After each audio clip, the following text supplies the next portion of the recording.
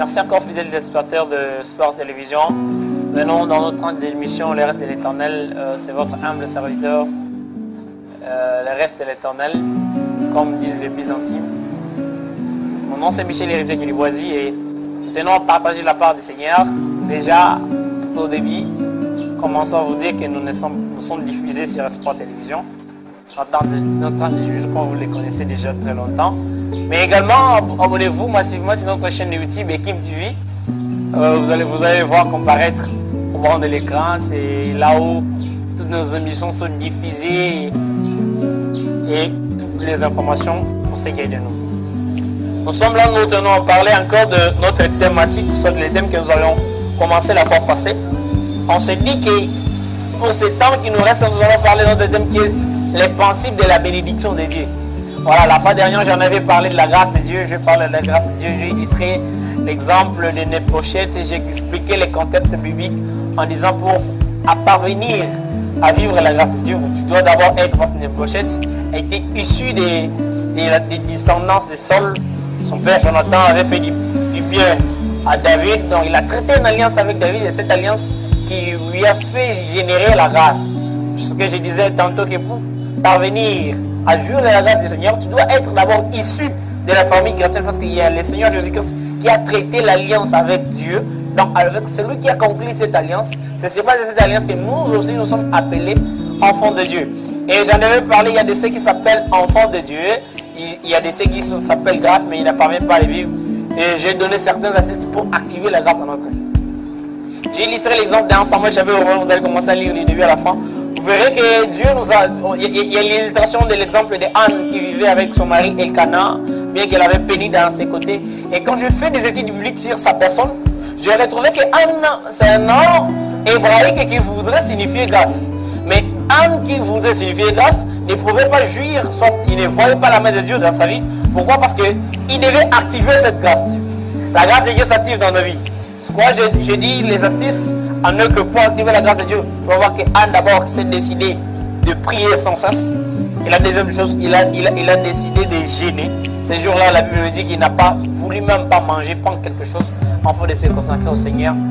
Et la troisième chose de faire, c'est que Anne est montée avec les sacrifices à l'autel. Mais aujourd'hui, je suis en train de parler du lieu de la bénédiction de Dieu. La bénédiction de Dieu dépend aussi des lieux de bénédiction.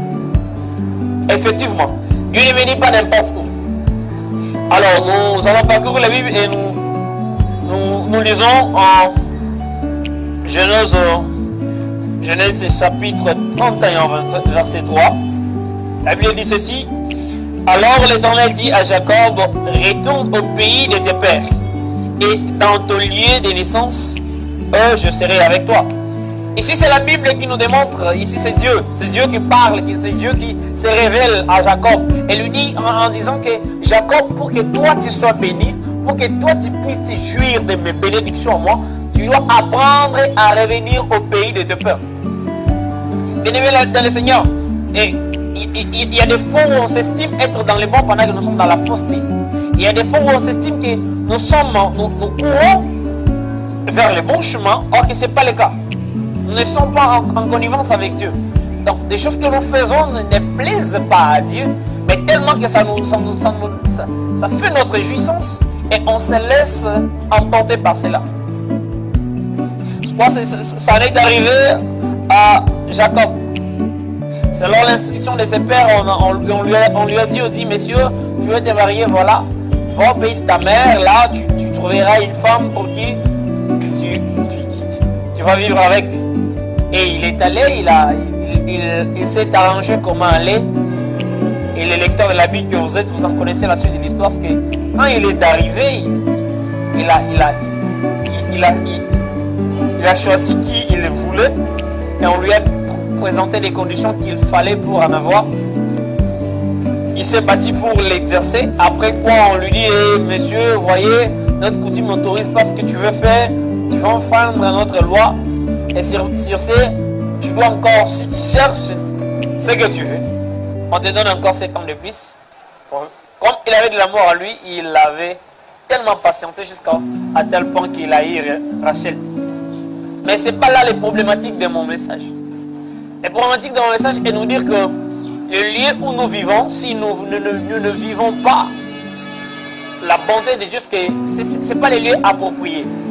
Et pour que nous puissions parvenir à vivre, à jouir de la bénédiction de Dieu, nous devons apprendre à revenir dans sa présence. Bien aimé, c'est tellement inconcevable que tu cherches que Dieu te bénisse et que toi tu as déjà abandonné le Seigneur, tu t'es déjà donné certains comportements auxquels tu ne plaisent pas à Dieu. Tu es quelqu'un, je sens que je te lise, que quelqu'un qui est appelé au ministère, mais tu vois que tellement que tu dois chercher la vie à tel enseigne que tu ne peux même plus consacrer de ton temps au Seigneur. Tu dois revenir aux choses de Dieu. Je suis en train de dire à quelqu'un que le lieu de ta bénédiction, c'est de la présence de Dieu. Sans cela, vous ne vivrez pas la main de Dieu. C'est ce qui est arrivé à Jacob. Jacob est allé, il a fait, il s'est bâti. Il y a des gens dans nos jours, vous et moi, on se bat dans la vie. On fait ça et là, ça ne tient pas. On fait tout de nos efforts pour parvenir à réaliser quelque chose et pour devenir aussi autonome dans la vie. Mais ça ne tient pas. Et vous ne vous demandez pas pourquoi. Le pourquoi est que le lieu où vous êtes n'est pas approprié pour que vous puissiez jouir de la bénédiction de Dieu. Pour jouir de la bénédiction de Dieu, il faut appartenir à Dieu. Ça veut dire il faut revenir dans sa présence. Il y a des gens qui servaient Dieu. Tu étais tellement fort. Tu avais les ailes de l'évangile. Quand il s'agit de l'évangélisation, tu avais tellement des ailes en tel enseigne qu'on ne te rappelle plus. Il y a des gens pour qui, quand ils ont cru au Seigneur, la façon dont ils se comportaient, la manière dont ils faisaient les choses, c'est tellement plus sainte qu'on ne pouvait pas imaginer. Mais voyez comment vous êtes revenu dans le monde. Voyez comment que vous êtes engloutis par le plaisir de ce monde. Le charnel vous a pris jusqu'à un niveau où vous n'arrivez même pas à vous racheter dans la vie. Mais je tiens à vous informer que le monde ne vous donnera pas le plaisir que vous cherchez. C'est alors que vous allez comprendre que Jacob est en train de dire, il dit à ses femmes, il dit, vous savez bien combien votre père m'a maltraité. Il a changé 10 fois mon salaire. Donc, il a changé de temps à autre les salaires comme il voudrait. Pourquoi? Parce qu'il était dans sa main. Mais tu vis dans le monde, tu fais toutes choses, ça n'arrive pas à percer. Ton ministère ne va pas au-delà, tu n'atteins pas ce que tu cherches. C'est pourquoi? C'est parce que tu es loin de la présence de Dieu. Reviens dans ses principes, reviens dans ses préceptes, reviens au commandement et tu vivras la grâce de Dieu. Mais c'est une évidence. Tu veux progresser dans la vie. Tu veux encore jouir de la bénédiction de Dieu. L'interpellation que je suis venu te donner ce soir, c'est que tu dois revenir dans la présence de Dieu.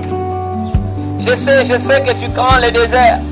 Ouais, je sais bien. Vous voyez, quand vous décidez de revenir dans la présence de Dieu, la première chose qu'il vous fait passer d'abord au désert. Vous voyez, les enfants d'Israël, pour quitter Égypte, revenir à Canaan, le chemin qu'il est tracé pour eux, c'est le désert. En fait, le désert de notre vie vient pour forger notre caractère. Le désert de notre vie, ça vient pour nous rendre à l'état que Dieu veut faire de nous. Vous voyez, quand vous prenez quelque chose qui est différent et vous voulez que cela brille fortement, vous ne pouvez pas mettre seulement ça au feu comme ça et vous les ramener et que ça ait de l'aiguillon. Non, ça ne peut pas se faire. Donc, pour que cela puisse vraiment illuminer, vous devez prendre ça, mettre au feu et les laisser après un long moment que vous allez voir cela rougir. C'est de la même chose avec vous et moi. Peut-être tu te dis que non, Seigneur, je marche, je suis saint, je suis intègre devant tes yeux, ne me décompte pas des jours. C'est parce qu'aujourd'hui tu n'as pas péché, le lendemain tu n'as pas péché, tu te dis que tu es saint. C'est pas ça que l'Éternel attend de toi. Les dieux que tu cherches qui te bénissent, il attend que tu puisses conformer toute ta vie dans sa parole, dans ses préceptes. C'est pas seulement dans tel domaine de la vie où tu dis, Seigneur, moi, dans mes études, je serai serein avec toi, sérieux, je ne tricherai jamais, je ne peux pas corrompre. Mais quand tu pars au boulot, tu es corrompu. Imaginez, quelqu'un de pareil. Est-ce que tu vivras la main de Dieu? Non, tu n'es pas encore celui qui doit vivre la main du Seigneur. C'est pourquoi on te fait passer encore au désert. Vous voyez, et les enfants d'Israël pouvaient passer d'abord un chemin qui pourrait l'écouter plus de 40 ans pendant qu'il y avait les raccourcis qu'ils pouvaient faire 3 jours et ils arrivent à Canaan. Et pourquoi Dieu a choisi tout ça? Il a choisi tout ça pour les forger, pour d'abord détourner leur cœur aux yeux des choses de ce monde.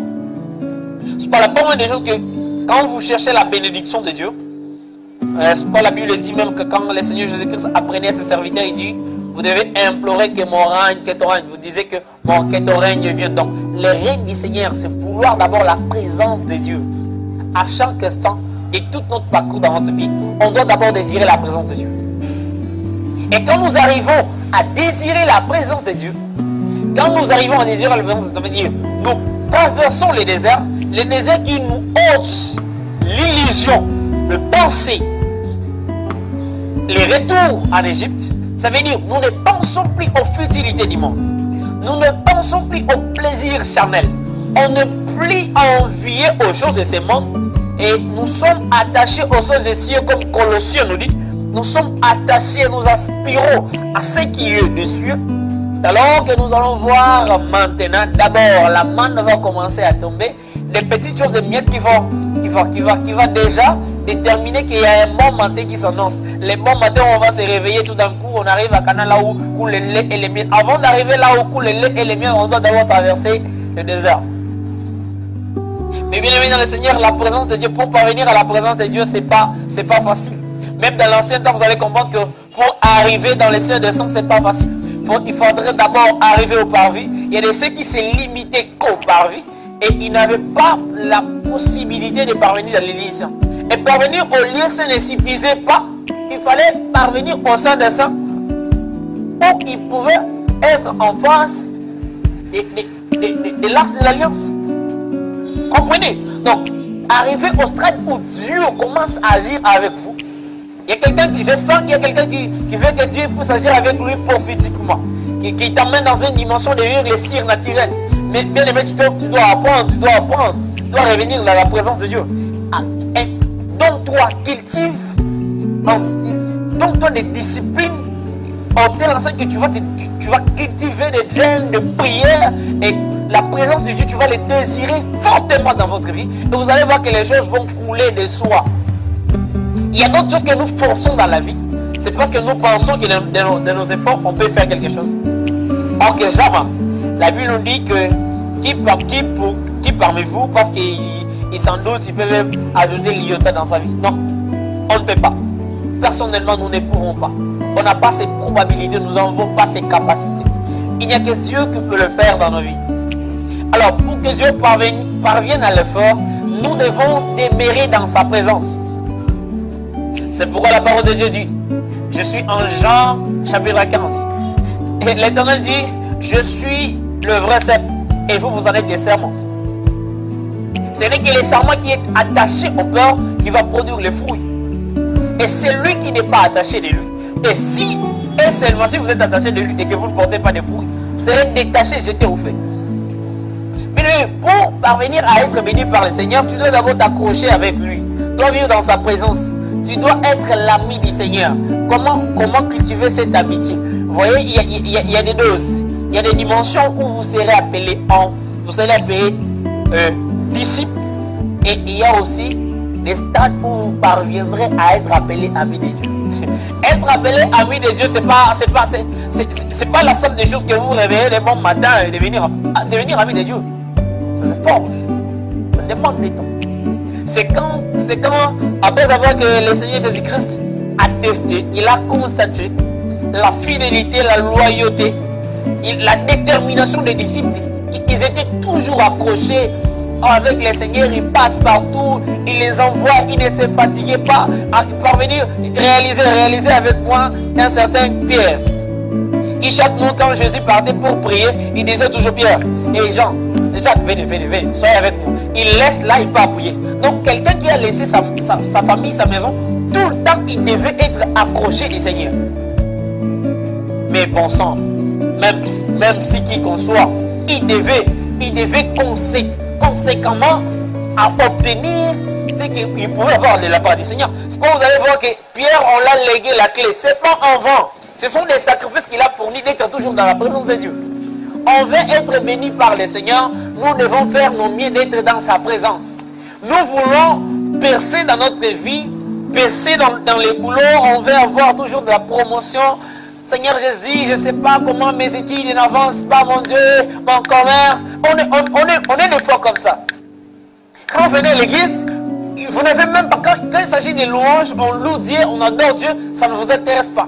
Mais quand on dit bien-aimé, tu sais dans ta vie, il y a quelque chose qui ne va pas, c'est là où tu prends les choses au sérieux.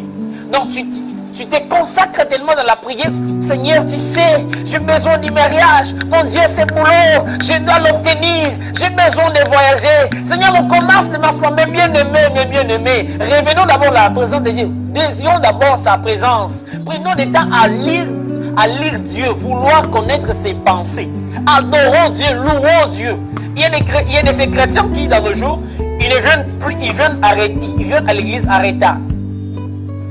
Bizarrement, ils donnent des justifications qui n'est pas légales, mais ils viennent en retard. Donc, il a prévu ça. Lui-même, en venant de sa maison, il dit, bon, là, je vais maintenant trouver qu'il y aura l'étape d'adoration. Et je loue Dieu, je vais entendre la parole.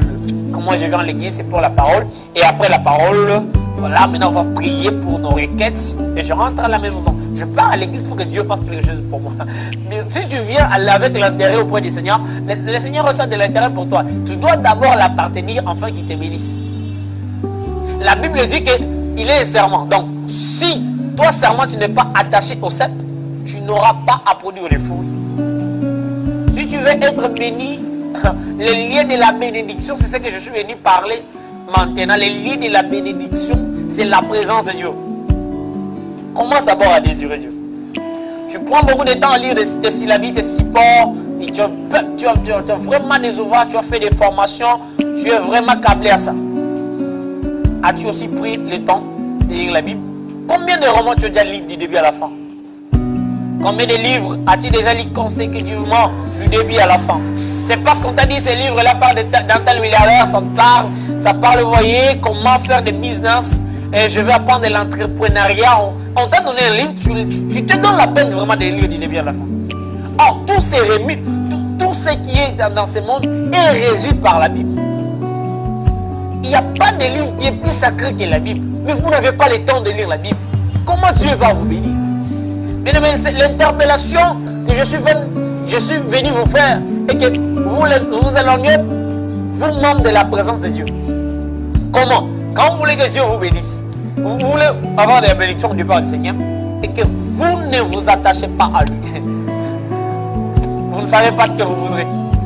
Vous ne savez pas ce que vous voudrez. Qui sait quoi? C'est le jour où David va venir se battre avec Goliath. Vous voyez ce que David est venu faire.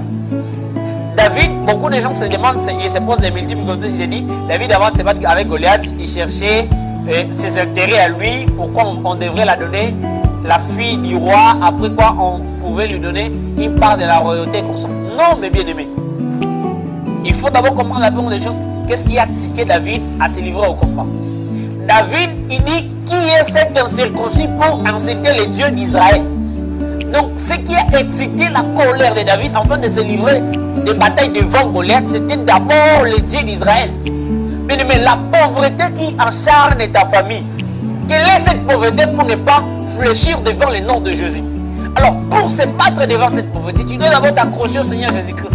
C'est lui, le maître de tout esprit, il va te donner la supériorité des esprits et tu vas transcender cela, tu vas les surmonter, tu vivras dans un stade où Dieu va te faire aller dans l'au-delà. Mais pour parvenir à cela, d'abord, tu dois être dans la présence de Dieu. Les lieux de ta bénédiction, c'est dans la présence de Dieu. Je suis en train de parler des principes de la bénédiction de Dieu. Aujourd'hui, je ne suis que focalisé, basé à ça. Le lieu de la présence de Dieu. Le lieu de la présence de Dieu, c'est dans sa parole. Même si ça tarde, comme Habakkuk a toujours dit, même si ça tarde, soyez toujours à ton poste. Attends, quand il te dira ce qu'il te dira, fais-le. Et tu seras béni. Dans la présence de Dieu, on rentre toujours en état de tressaillie de joie. quand on se rencontre avec le Seigneur, quand on cherche avec tout notre cœur, avec toute notre attention le Seigneur, on sera toujours transformé. Je me souviens de cette femme, qui venait, qui s'est dit, je dois voir le Seigneur. Moi, je dois arriver là où est le Seigneur. Je dois toucher même les pans de sa robe. Je dois arriver dans ce stade-là. Bien aimé, désirer toucher Dieu. Et quand tu vas toucher Dieu, quand tu vas commencer à adorer Dieu, tu vis dans sa présence, il fera certainement quelque chose dans ta vie. Pour que Dieu fasse quelque chose dans ta vie, tu dois d'abord être dans sa présence. Vous voyez celle-là, ce dernier qui vivait près de Bethsaïda. Il était d'abord à Bethsaïda. Pour que Jésus puisse venir lui guérir, de lui dire, lève-toi, prends ton lit et marche. D'abord, la parole de Jésus, il était à Bethsaïda. Il était à Bethsaïda où il cherchait la guérison. Il cherchait la guérison où? Dans la présence de Dieu. Il était d'abord quelqu'un qui était déjà habilité d'être dans la présence de Dieu. Et c'est ce jour-là qui était le jour de sa visitation. Je suis en train de parler à quelqu'un, accroche-toi au Seigneur. Obéis les programmes de l'église. Bien-aimé, c'est pas toi le premier à obtenir le boulot. Tu n'es pas le premier. Tu as déjà cassé les nerfs des serviteurs de Dieu qui t'ont parlé à maintes reprises pour obéir les programmes de... Non, c'est pas ça. C'est pourquoi tu vas voir que tu t'es pas senti battu, ça a été la même chose avec Jacob. Il part ceci, il part ça, il fait ça. Ça ne tenait toujours pas. Pourquoi il devait revenir chez les dieux de ses peurs?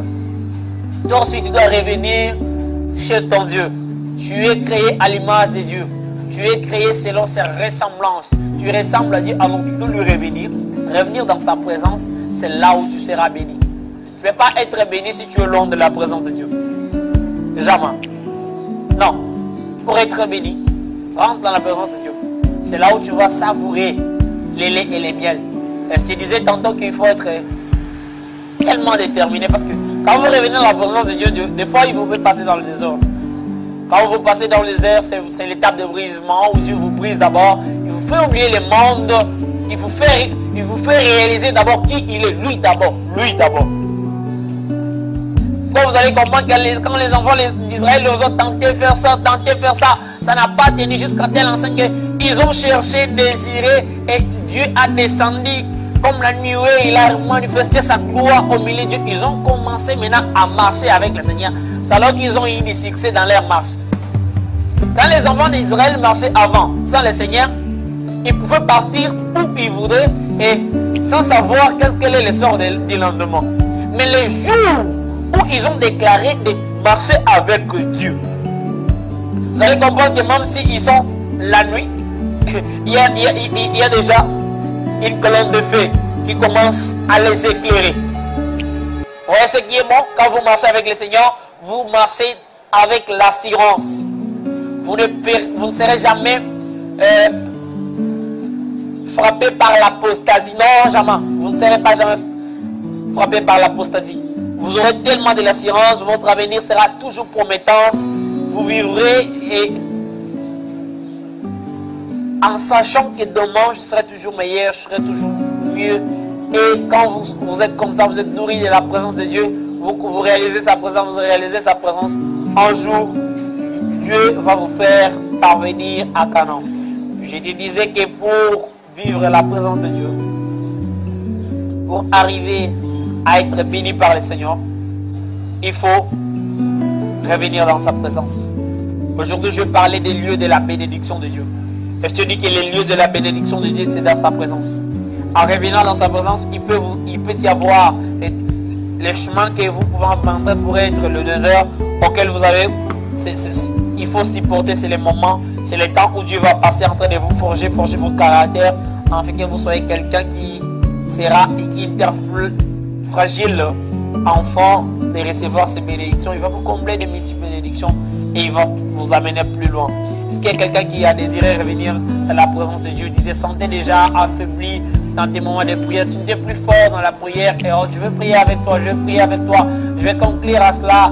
Mon appel ce soir, c'est revenir dans la présence de Dieu afin de vivre encore ces merveilles. Les enfants d'Israël, quand ils étaient en captivité, ils ne pouvaient pas se jouir. Jacob, quand il était là-bas, il ne pouvait pas se jouir. C'est quand Dieu lui dit, tu dois revenir dans le pays de tes pères où ils pouvaient jouir dans la présence de Dieu. Est-ce qu'on peut prier ensemble? Éternel Dieu de gloire, je prie en faveur de mes bien-aimés frères et sœurs qui vont s'ouvrir au travers de ce moment. Mon Dieu, on a passé ce moment enfant de nous interpeller, de revenir dans sa présence, enfant de jouir de tes bienfaits. Mon Dieu, regarde ces cœurs qui sont décidés de te revenir, t'appartenir encore à nouveau. Père éternel, donne de la force, que ton esprit vivifie les lèvres, enfant, d'être attaché, accroché avec toi, pour pouvoir parvenir à vivre une vie de consacration, une vie d'attachement, une vie où ils seront fervents dans ta présence. Ils seront toujours attachés avec toi, où ils vont porter leur croix partout où ils passeraient. Seigneur Jésus, je sais qu'il y a des siècles dont vous allez les passer, vous allez les forger encore, vous allez les faire passer dans des moments difficiles afin de forger leur caractère. Mon Dieu, donne-les le cœur de supporter ce moment qui sera passager afin de parvenir à leur bénédiction. Mon Dieu, apprête les cœurs des fils de l'homme afin de parvenir à ta bénédiction. Seigneur, je sais que tu reviens bientôt. Voici ce cœur qui te revient aussi, parce que nous savons bientôt c'est l'avènement du Fils de l'homme. Les gens de ce monde nous attestent que c'est pour très bientôt. Seigneur Jésus, je te consacre ces bien-aimés qui s'attachent à toi au travers de ces messages, qui se sont décidés de te revenir. Sois les yeux encore qui vont ouvrir leur vie, ouvrir leurs portes, ouvrir leurs dons, ouvrir leur ministère, ouvrir leur voyage, ouvrir leur commerce, ouvrir les études, ouvrir les travaux, mon Dieu. Bénis les travaux de leurs mains, bénis leur famille. Manifeste ta gloire et ta fidélité. Toi, les dieux de la Bible. Ta parole me dit, vous serez dans mon service et moi je m'en occuperai dans ma maison. Ça veut dire que nous sommes à ton service et toi tu t'accompagneras dans nos vies. Seigneur, tout celui qui va se consacrer, il va laisser sa vie, sa famille, enfant de te servir. Dieu bénit aussi sa progéniture, soit les dieux qui va manifester sa gloire et ta fidélité dans le nom puissant et précieux du Seigneur Jésus-Christ. Amen. Voilà, fidèles téléspectateurs, nous continuons avec notre principe d'émission. Pour ce temps, nous sommes en train de parler sur les pensées de la bénédiction de Dieu. Je suis votre frère, le bien-aimé évangéliste Michel Héritier Kiliboisi. Je suis également sur YouTube, comme je le disais tantôt. Ekim TV, c'est notre chaîne de télévision sur YouTube. Abonnez-vous massivement et vous allez nous suivre sur Instagram, c'est Michel Héritier Kiliboisi. Sur Facebook, notre page officielle, c'est Héritier Kiliboisi Michel. Sur Twitter, si vous pouvez aussi nous écrire sur Twitter, nous sommes, c'est Héritier Michel Ekim. Notre adresse mail, c'est herimichel3@gmail.com. Je disais herimichel3@gmail.com. Notre numéro de contact qui est sur WhatsApp et qui est joignable en tout instant, c'est plus de 143 82 711 41 82 plus de 143 82